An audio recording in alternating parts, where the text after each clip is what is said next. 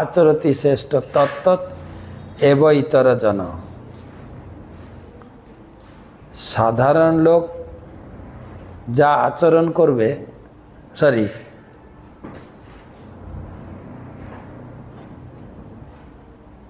বিশেষ ব্যক্তিরা যা আচরণ করবে সাধারণ লোক সেটারই অনুসরণ করবে। সযৎ প্রমাণম কুরুতে লোক তদনুবর্ত, তিনি যা প্রমাণ বলে স্বীকার করবেন সেটাই লোকে গ্রহণ করবে। তাই ইন্দ্র কপট বেশ ধারণ করেছিল, তাই সমাজে কপট পথর প্রচলিত হয়ে গেছে। তাই এখানে বলা হচ্ছে পৃথু মহারাজ তাকে হত্যা করতে চেয়েছিলেন।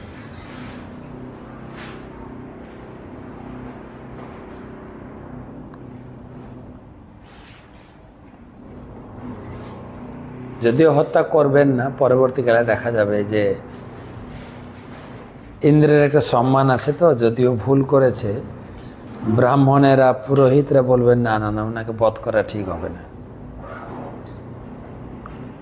কিন্তু পৃথু মহারাজ এর একটা সুষ্ঠু সমাধান করে দিতে চেয়েছিলেন।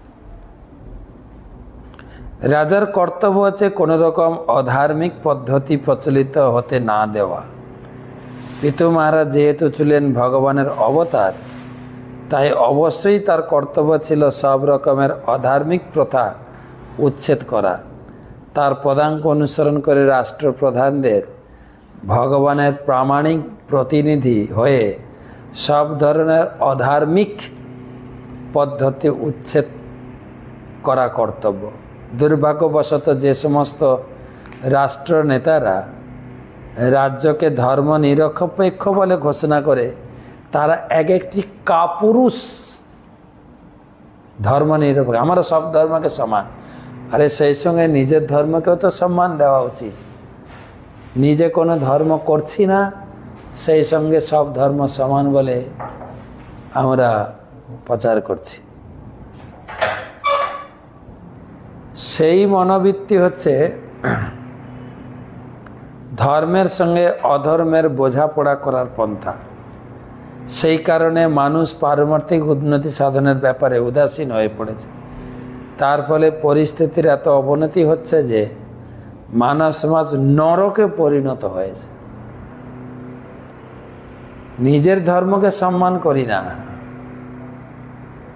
শুধু অকাতরে শুধু ঘোষণা করছি সব ধর্ম সমান, এই বলে কোনো ধর্মই পালন করছে না লোকে। কেননা আমরা নিজেরাই ধর্মের প্রকৃত রহস্য জানি না।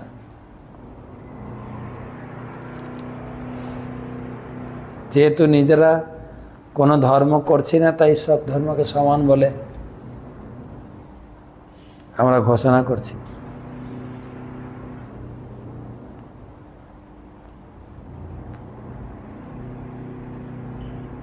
কয়েকটা প্রশ্ন নেব।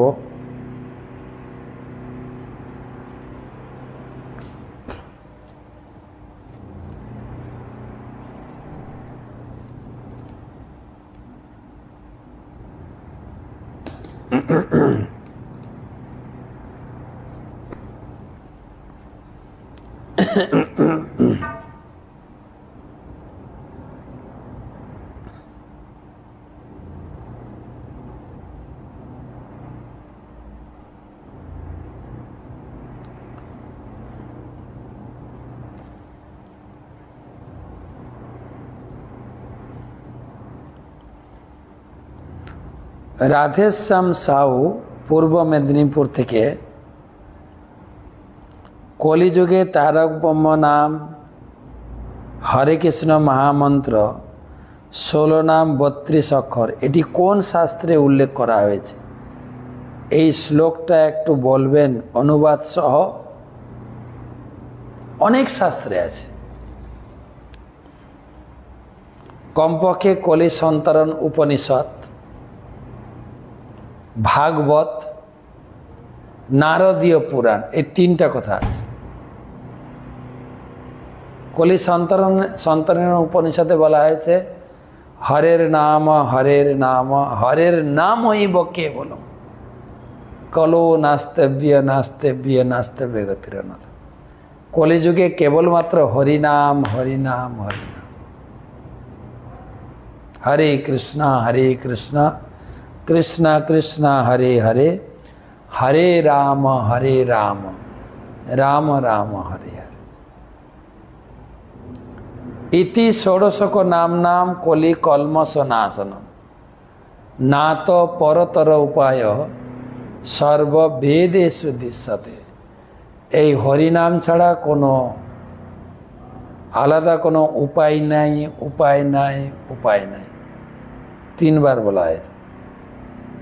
ভাগবতমে বলা হলো কৃতে যধ্যায়ত বিষ্ণু। সত্যযুগে ছিল ধ্যান, মানুষের আয়ু ছিল 1,00,000 বছর। ত্রেতায়াম যজত মখই, ত্রেতা যুগে হলো যজ্ঞ 10,000 বছর আয়ু। দাপরে পরিচর্যায়াম, দাপরে ছিল পরিচর্যা মানে ভগবানের পূজা আরতি। কলৌ তদ হরি কীর্তনা, কলিযুগে ছিল হরি কীর্তন ভাগবতমে। সুতরাং অনেক শাস্ত্রে বলা হয়েছে।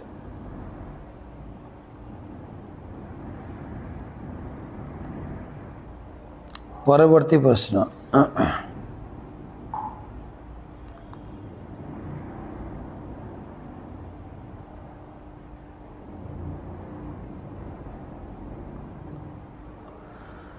মহারাজ আপনার শ্রীচরণে দণ্ডবত প্রণাম জানাই। মহারাজ আমি ভক্তি জীবনে কিছুই করতে পারি না, শুধু আপনার ক্লাসগুলো শুনে আর নিজেকে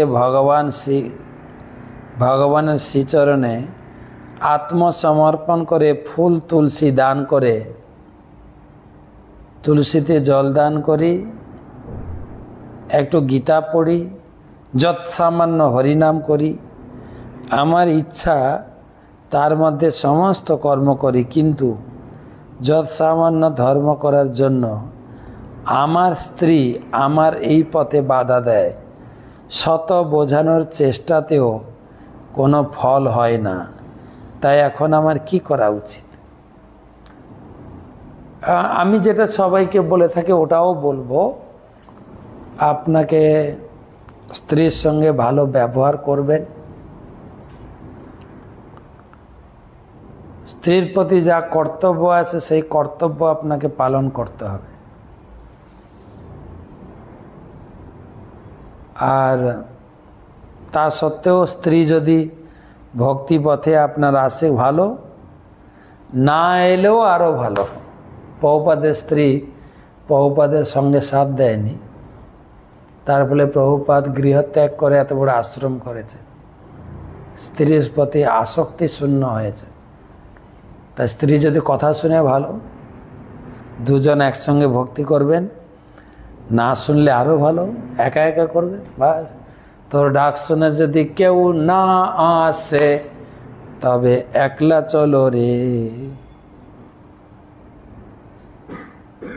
পরবর্তী প্রশ্ন,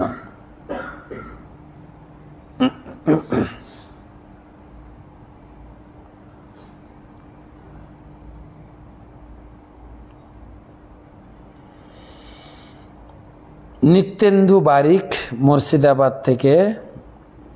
আমি গুরু মহারাজের কাছে আশ্রিত দীক্ষা হওয়ার পরে দুর্গা মায়ের পুষ্পাঞ্জলি দেওয়ার পরে সেখানে প্রসাদ দিলে কি করা প্রয়োজন?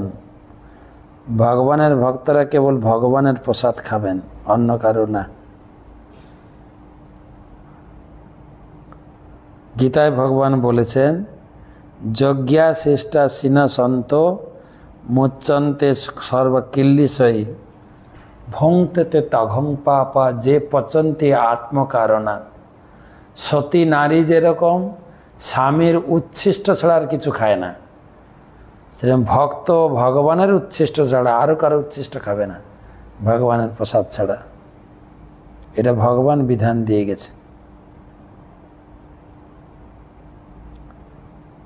পরবর্তী প্রশ্ন, নিলয় চৌধুরী, খুলনা, বাংলাদেশ।